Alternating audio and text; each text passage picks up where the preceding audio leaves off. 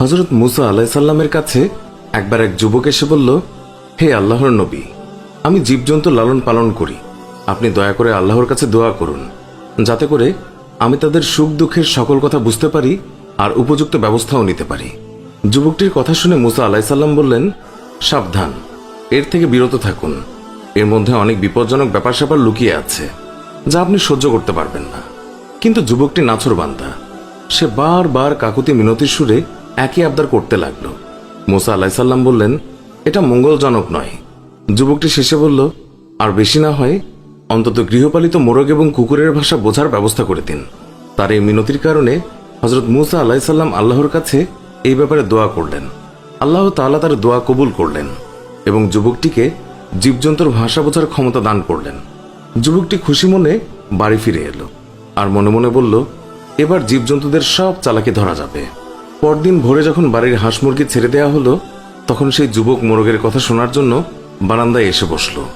বাড়ির কাজের মেয়ে রাতের বেঁচে যাওয়া রুটির টুকরো উঠোনে নিক্ষেপ করলো। কুকুরটিও কাছেই ছিল। এই সময় মোরগটি ঝাপটি মেরে রুটির টুকরো মুখে পুরে নিল।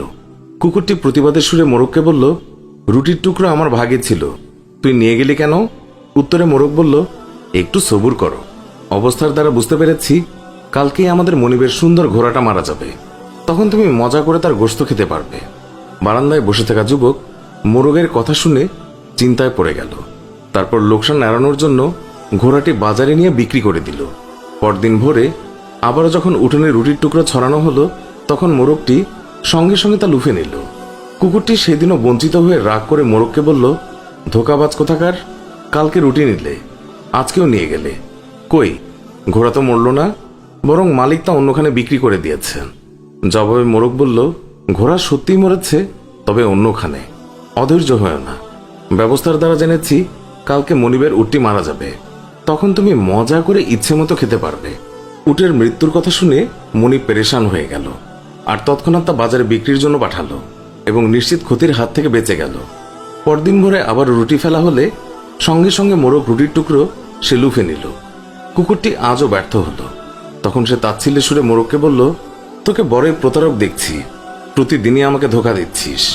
মোরগ বলল, ধৈর্যহারা হয়ে না হে বন্ধু, কাল দেখবে মনিবের গোলামটা মারা গেছে, তখন শিরনি ইত্যাদি করবে, তখন গোশত পোলাও ইত্যাদি অনেক কিছুই তুমি খেতে পারবে।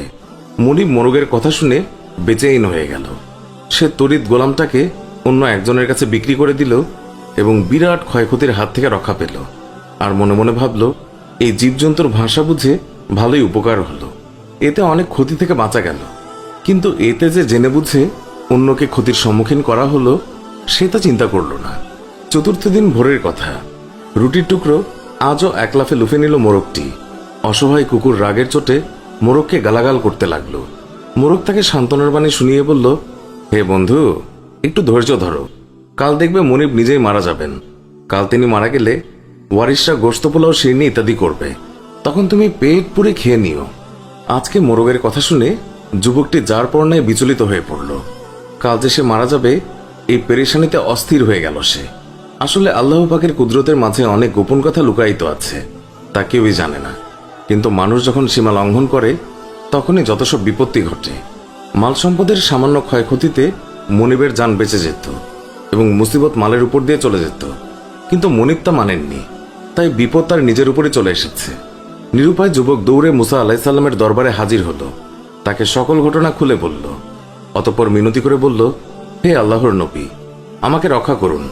মুসা আলাইহিসসালাম বললেন, আমি তো আগেই বলেছি এই বিষয়টি আপনার জন্য মঙ্গলজনক হবে না। আপনি কেমন স্বার্থপর, শুধু নিজের স্বার্থ দেখলেন, অপরের ক্ষতি দেখলেন না। নিজের ক্ষতির কথা ভেবে সব বিক্রি করে দিলেন, অথচ সে যে ক্ষতির মধ্যে পড়তে যাচ্ছে সেটা বিবেচনায় নিলেন না। এই জন্য বিপদ আপনার উপরে চলে এসেছে। এখন নিজেকে অন্য কারো কাছে বিক্রি করে দিন, তাতেই তো ভালো, এতে অনেক অর্থকরী এবং ধনসম্পদ লাভ হবে। যুবকটি কৃতকর্মের জন্য ক্ষমা চাইল এবং প্রাণ রক্ষার জন্য হযরত মুসা আলাইহিসসালামকে অনুনয় বিনয় করতে লাগল। মুসা আলাইহিসসালাম বললেন, দেখুন, কামান থেকে গুলি বেরিয়ে যাওয়ার পর তাকে আবার ওই কামানে ঢোকে? কখনো না। আপনার মৃত্যু অবধারিত হয়ে গেছে, এর থেকে আপনার রেহাই নেই। তবে আমি আপনার জন্য ইমানের সাথে মৃত্যুর দোয়া করছি। হযরত মুসা আলাইহিসসালামের কথা শেষ না হতেই যুবকটির শারীরিক পরিবর্তন শুরু হলো। একবার বমিও হলো। তার শরীর নিস্তেজ হয়ে আসছিল।